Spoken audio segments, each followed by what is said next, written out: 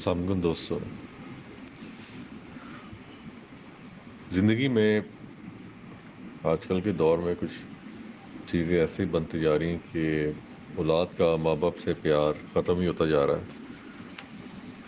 हम लोग तो ये कहते हैं जी, इसमें सारा कसूर औलाद का है, बड़ों का अदब करो, सिखाते सारे ये अदब करो, ये करो। लेकिन क्या आपको क्या लगता है कि औलाद में ऐसा कोई गोट होता है या औलाद सेल्फिश हो जाती? नहीं, हर इंसान की तब्दीली की की वजह होती है। इसी एक कहानी में एक लड़के की आपके साथ लेके आऊँगा।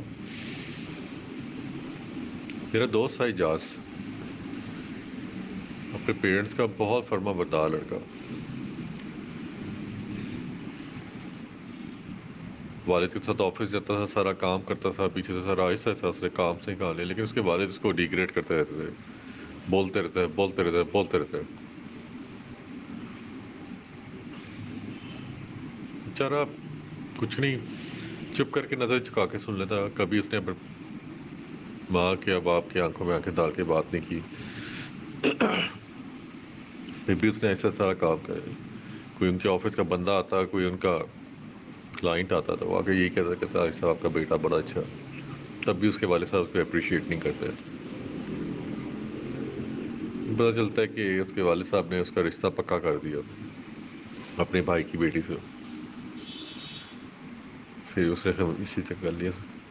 लेकिन वो जानता था कि ये लोग वो लोग हैं जो सारी ज़िंदगी इसको डिग्रेड करते रहे, कि फिर भी उसने कर लिया। और ताए की बेटी उसको टॉन्ट मारती थी कि मैं तो पढ़ी लिखी हूँ और ये तो जाहिल गवार है। अब इंसान एक हद तक बर्दाश्त कर सकता है चीज़ें, उसका भी सब्र का एक हद होती है, वो ख़त्म हो जाती है तो उसके बाद इंसान पागल हो जाता है। जब वो लड़का ये चीज़ें देखता रहा कि उसके माँ बाप ऐसा सलूक करते हैं, तो वो ना अपनी दुनिया में चला गया। लड़कियों में सेट करना, लड़कियों के साथ फेरना, उल्टी सीधी हरकतें करना, एक तरह से दिमाग से चीज़ें फिर गई उसकी। इन दौरान उसकी ताई की बेटी से लड़ाई भी हुई। फिर भी उसके वाले साहब ने उसकी बोला तेरा कसूर है। वो कहते मेरा कसूर नहीं है, मैंने नहीं शादी करनी इससे। इस तरह सब बोलती। हालांकि वजह क्या होती थी, वो उसके माँ बाप को बोलती थी कि हम ना होते तो तुम्हारे माँ बाप यहाँ तक पहुँच ना सकते।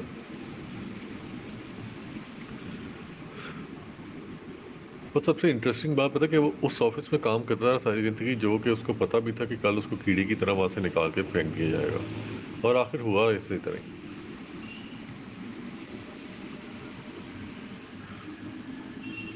वो अपनी ज़िंदगी से अलग भी हो गया।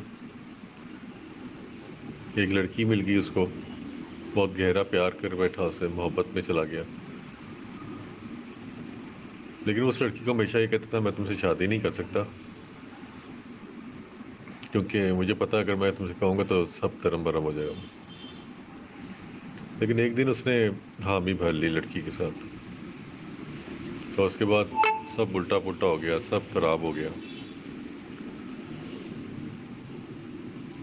माँ बाप जी, वही माँ बाप जी, और शुरू हो गई ये तू ये फलाना टिमकाना। फिर वो जो तवीज़ गंडे वाली बातें शुरू हुई थी, वो चीज़ें शुरू हो गई।